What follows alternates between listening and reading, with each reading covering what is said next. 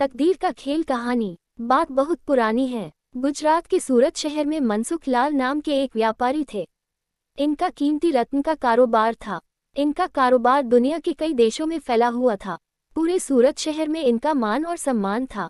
मनसुख लाल के दो बेटे थे जिनका नाम रामलाल और श्यामलाल था। रामलाल को दौलत और रुतबे का बहुत घमंड था, जबकि श्यामलाल एक शरीफ और सुलझा हुआ इंसान था। घमंड के साथ साथ रामलाल में ईर्ष्या और बेईमानी जैसे अवगुण भी थे। समय के साथ साथ मनसुख लाल की उम्र बढ़ती जा रही थी।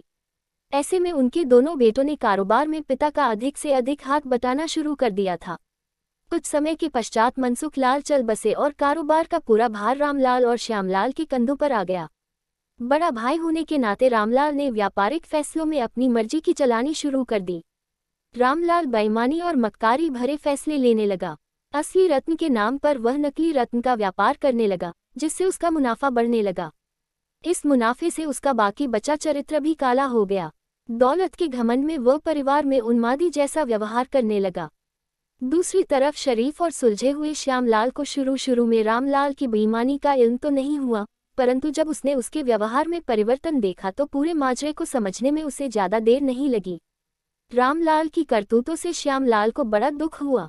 उसने रामलाल को समझाने और सही रास्ते पर लाने की कोशिश भी की, परंतु वह नाकाम रहा। उल्टे रामलाल श्यामलाल से खफा हो गया और व्यापार में बंटवारे का बहाना ढूंढने लगा। बंटवारे में भी उसने बेईमानी की साजिश रची, घर में कलह का माहौल पैदा किया। अंततः रामलाल अपनी साजिश में सफल रहा और श्यामलाल के हिस्से के व्यापार पर भी वह कब्जा कर बैठा। रामलाल के व्यवहार से दुखी होकर श्यामलाल ने शहर में दूसरी जगह अपना ठिकाना बनाया और रत्न के अपने व्यापार को नए सिरे से शुरू किया। ईमानदारी की नींव पर शुरू हुआ श्यामलाल का व्यापार जल्दी ही चल निकला। एक तरफ जहां श्यामलाल की ख्याति देश और विदेश में बढ़ने लगी, वहीं दूसरी तरफ रामलाल की करतूतों की पोल खुलने लगी थी। नकली रत्न के व्यापार के कारण रत्न बाजार में रामलाल की साख को जोरदार धक्का लगा और उसके व्यापार का दायरा सिमटने लगा।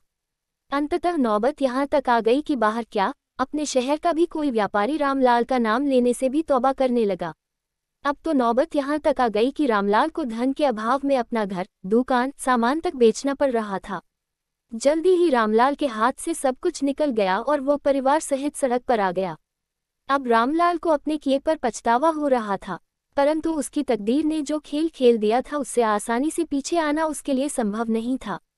दूसरी तरफ श्यामलाल की तकदीर का खेल था, जिसकी बदौलत वह रंग से राजा बन गया था। जब रामलाल की बदहाली की खबर श्यामलाल को लगी तो उसे बड़ा दुख हुआ।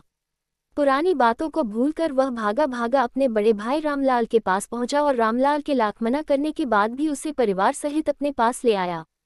ये भी तकदीर का ही खेल था कि जिस भाई के साथ रामलाल ने बदसलूकी कर उसे सड़क पर पहुंचा दिया था, वही भाई आज उसे सड़क से उठाकर अपने घर में ले आया था।